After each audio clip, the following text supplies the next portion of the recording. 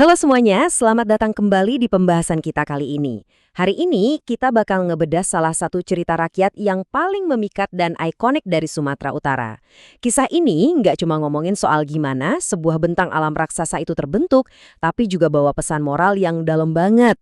Jadi siap-siap ya, karena kita bakal ngelihat gimana sebuah takdir besar tercipta dari hal yang kelihatannya sepele. Coba deh kalian pikirin, gimana ceritanya satu janji yang dilanggar bisa sampai bikin sebuah danau raksasa. Kedengarannya mustahil kan? Tapi ini justru inti dari drama yang bakal kita ulas. Kadang kita suka anggap remeh kekuatan dari sebuah janji.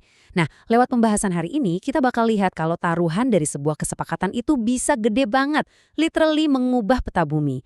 Yuk kita mulai dari awal. Bagian pertama, keajaiban sang ikan mas. Oke, coba bayangin sebuah lembah yang subur banget di Sumatera Utara. Disinilah tokoh utama kita, Toba, tinggal.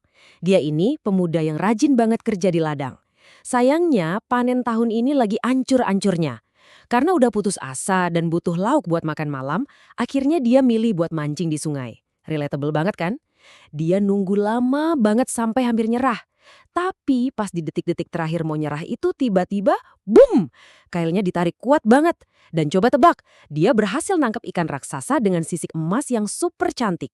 Momen inilah yang jadi titik balik hidup si Toba.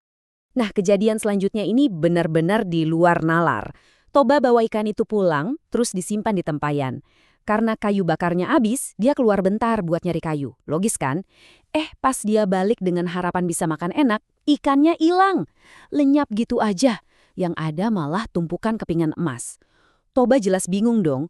Dia masuk ke kamar buat nenangin diri. Dan wow, dia malah nemuin seorang wanita cantik dengan rambut panjang terurai. Wanita ini ngaku kalau emas tadi itu sisa sisiknya.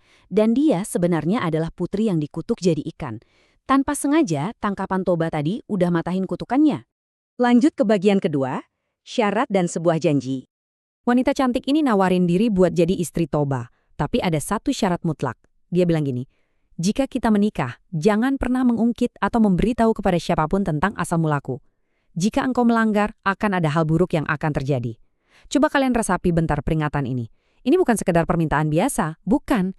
Ini adalah sumpah sakral. Sebuah batasan yang benar-benar nggak bisa dinegosiasi. Ini nih yang bakal jadi jangkar dari semua kejadian ke depannya.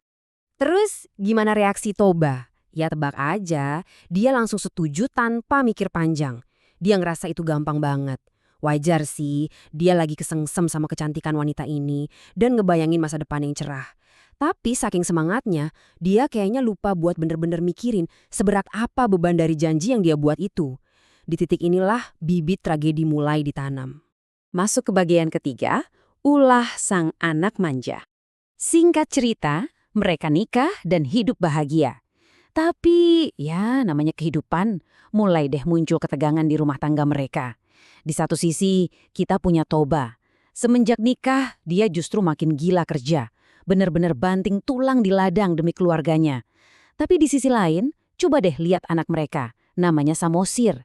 Karena dia ini anak tunggal dan sering dimanjain sama ibunya, kelakuan Samosir berbanding terbalik 180 derajat sama ayahnya. Dia super malas, cuma suka main, keluyuran, dan boro-boro mau bantuin orang tua. Perbedaan karakter yang jomblang banget ini ibarat bom waktu yang cuma nunggu kapan meledaknya. Lalu sampailah kita di hari yang menentukan. Hari itu ibunya minta tolong Samosir buat nganterin makan siang ke ayahnya di ladang. Udah disuruh berkali-kali, akhirnya anak ini berangkat walau dengan muka ditekuk. Bukannya langsung jalan ke ladang, dia malah asyik main di jalan. Karena keasikan main, dia jadi kelaparan.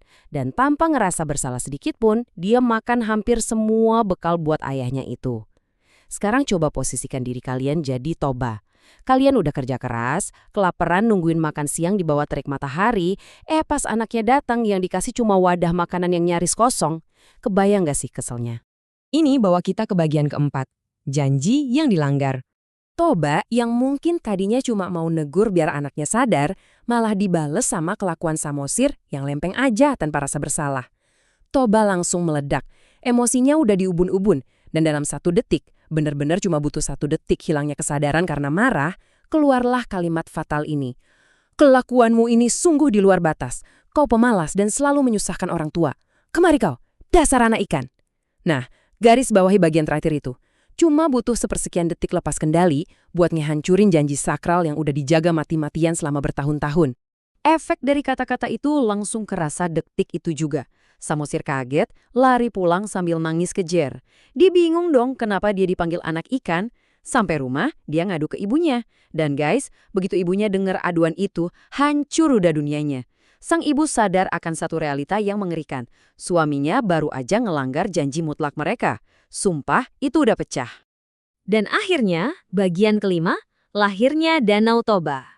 Bencana ini datangnya cepet banget, bener-bener kayak kilat. Ibunya, yang udah tahu pasti apa konsekuensinya, langsung nyuruh Samosir lari sekencang-kencangnya ke puncak bukit tertinggi. Begitu Samosir pergi, alam langsung bereaksi ekstrim. Langit yang tadinya terang mendadak jadi hitam pekat, petir nyambar di mana-mana.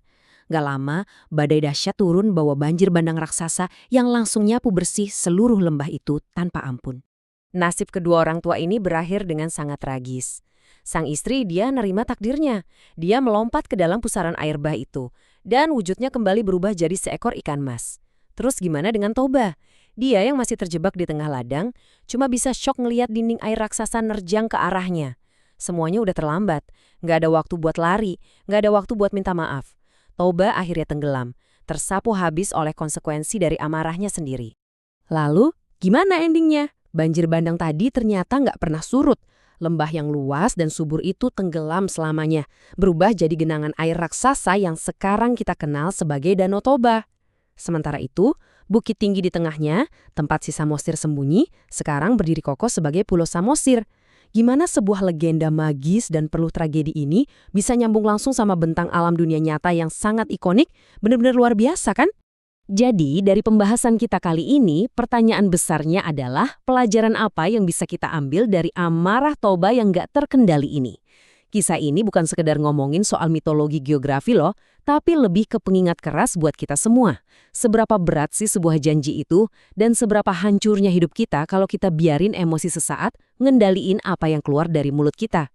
Satu kalimat aja, bener-bener satu kalimat, bisa ngubah seluruh landscape kehidupan kita, bahkan secara harfiah kayak di cerita ini. Coba kalian renungin itu. Makasih udah nemenin ngebahas kisah epik ini bareng-bareng.